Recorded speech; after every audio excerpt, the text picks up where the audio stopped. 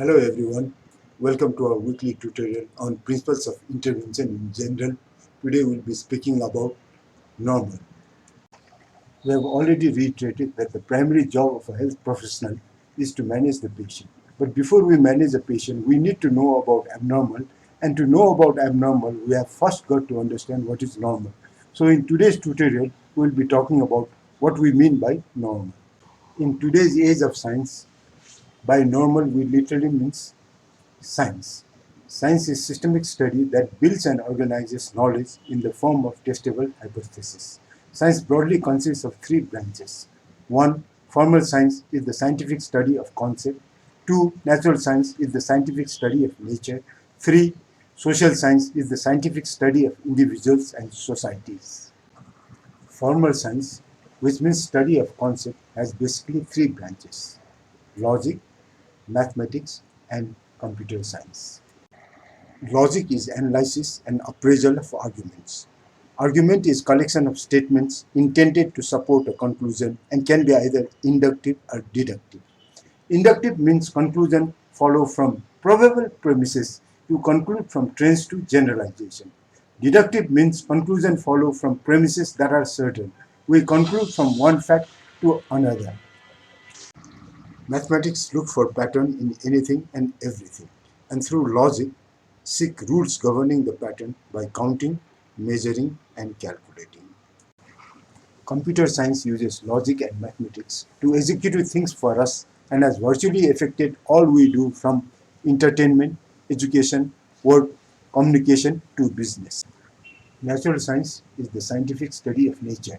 Nature consists of three phenomena: physics, the study of energy; chemistry, the study of matter; and biology, the study of life. Physics is mainly the study of different forms of energy and is divided into classical physics and modern physics.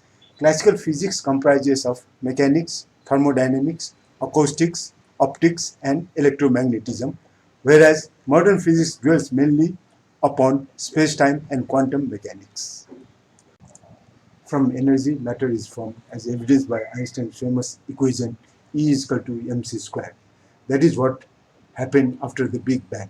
Matter exists in three states in Earth, namely gas, liquid, and solid, as evidenced by steam, water, and ice. Plasma is the fourth state of matter made of ionized gas. The stars, including the sun, is plasma. From matter or chemistry, biology or life evolved some 3.7 billion years back. The chemistry of life is nucleic acid. When the nucleic acid acquires primarily the ability to form proteins and secondarily replicates itself, life is born. Estimates of species of life vary from 10 million to a trillion. Except for virus, which can be RNA or DNA, most species are made up of DNA because it is a more stable molecule. Around 30 trillion cells specialize and function together to form a human being. Though social behavior is observed in many animal species, humans are the most sophisticated socially.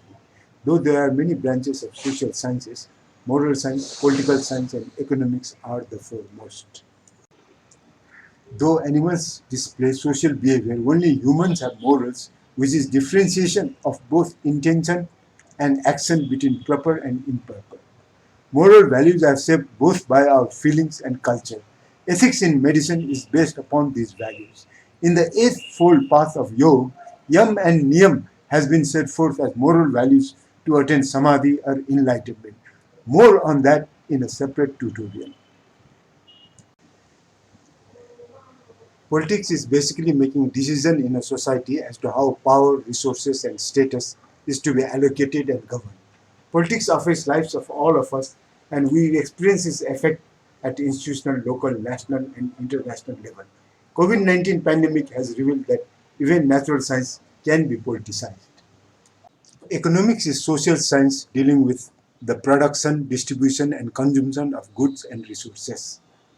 Both economics and politics are very much interrelated. Economics is very skewed both at individual, national, regional, and international level. It is of utmost importance for health professionals to utilize the scarce resources for the maximum benefit of maximum patients. This presentation, I hope, has given you a general picture of everything that is normal as such.